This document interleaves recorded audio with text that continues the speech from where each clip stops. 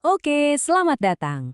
Kali ini kita akan kupas tuntas panduan resmi tentang pembelajaran sosial emosional yang dirancang khusus untuk para pendidik hebat di seluruh Indonesia. Yuk, kita mulai dari semangat dasarnya, sebuah kutipan yang kuat banget. Setiap anak Indonesia lahir membawa potensi, mimpi, dan harapan. Ini bukan sekedar kata-kata, tapi ini adalah keyakinan yang menjadi fondasi dari semua yang akan kita bahas. Jadi, agenda kita simple. Kita akan lihat kenapa ini penting, apa sih sebetulnya konsepnya, dan yang paling penting gimana cara menerapkannya. Yuk, langsung kita mulai dari yang pertama. Bagian pertama, pendidikan melampaui akademik. Nah, pertanyaan awalnya, kenapa sih topik ini jadi penting banget sekarang? Jawabannya, ini semua berkaitan dengan sebuah visi jangka panjang, yaitu Indonesia Emas 2045. Kalau kita mau mencapai target Indonesia Emas 2045, kita nggak bisa lagi cuma fokus ke nilai rapor atau kecerdasan akademik. Zaman sekarang, pendidikan itu harus seimbang. Mendidik hati dan membangun karakter itu sama pentingnya dengan mengajarkan ilmu pengetahuan. Oke, sekarang kita masuk ke intinya. Jadi, apa sih sebenarnya pembelajaran sosial emosional atau yang sering disingkat PSE ini? Mari kita bedah bareng-bareng. Gampangnya gini, PSI itu adalah proses kita melatih skill-skill paling mendasar dalam hidup. Anggap aja ini kayak kita ngasih peralatan atau toolbox mental ke anak-anak. Isinya, kemampuan buat kenal dan ngatur emosi, cara nyelesain masalah, bangun hubungan yang sehat, sampai bisa bikin keputusan yang bijak. Penting banget kan? Nah, biar lebih terstruktur dan gampang dipahami, ada kerangka kerja yang populer banget dari CASEL, yaitu Collaborative for Academic, Social, and Emotional Learning. Mereka membaginya menjadi 5 kompetensi inti.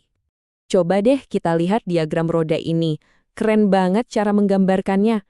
Di bagian tengah itu ada 5 kompetensi inti yang jadi jantungnya.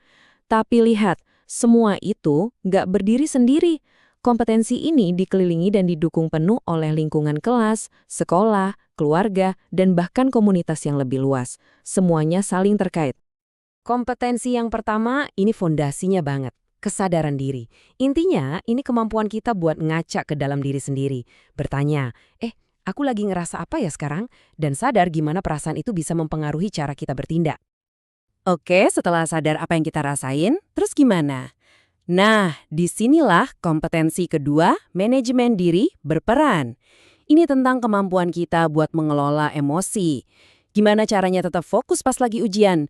Atau gimana caranya nggak meledak-ledak pas lagi kesal? Ini skill mengendalikan diri. Yang ketiga adalah kesadaran sosial. Kalau tadi kita melihat ke dalam, sekarang kita belajar untuk melihat keluar. Ini adalah kemampuan kita untuk mencoba memahami sudut pandang orang lain dan yang lebih penting lagi, merasakan apa yang mereka rasakan. Simpelnya, ini soal empati. Lanjut yang keempat, keterampilan sosial.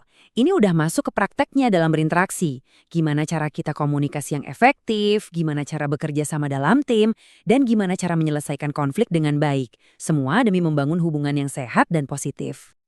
Dan yang terakhir, puncaknya, semua 4 kompetensi tadi muaranya ke sini. Pengambilan keputusan yang bertanggung jawab, yaitu kemampuan untuk memikirkan konsekuensi dan akhirnya membuat pilihan yang baik dan konstruktif, bukan cuma buat diri sendiri, tapi juga buat orang lain. Oke, mengapanya sudah, apanya juga sudah jelas. Sekarang kita masuk ke bagian yang paling praktis, yaitu bagaimananya. Gimana caranya sekolah bisa menerapkan semua teori keren ini di dunia nyata? Menurut panduannya, ada 3 cara utama. Pertama, bisa dijadikan kegiatan rutin, misalnya ada lingkaran pagi untuk berbagi perasaan.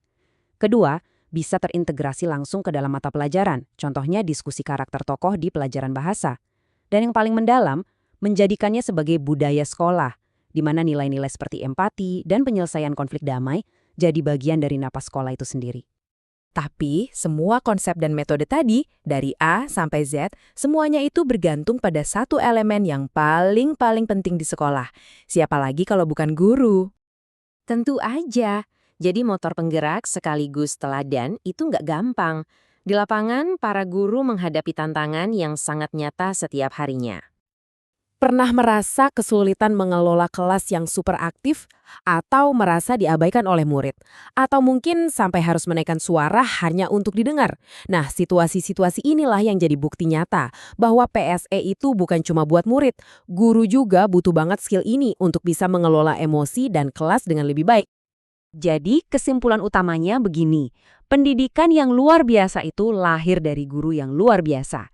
Guru yang perannya lebih dari sekedar mentransfer ilmu, tapi juga menjadi contoh nyata, menjadi teladan yang hidup bagi murid-muridnya. Dan pada akhirnya, semua upaya ini mengerucut pada satu tujuan besar, menciptakan apa yang disebut kesejahteraan sekolah atau school well-being, yaitu sebuah lingkungan sekolah yang suportif, di mana setiap individu di dalamnya, baik siswa, guru, maupun staf, merasa aman, dihargai, dan punya ruang untuk bertumbuh. Sebagai penutup, saya ingin mengajak Anda merenung sejenak. Coba bayangkan, seperti apa ya wajah masa depan Indonesia jika setiap sekolah kita benar-benar menjadi sebuah tempat di mana semua warganya, baik murid maupun guru, bisa tumbuh dan sejahtera bersama?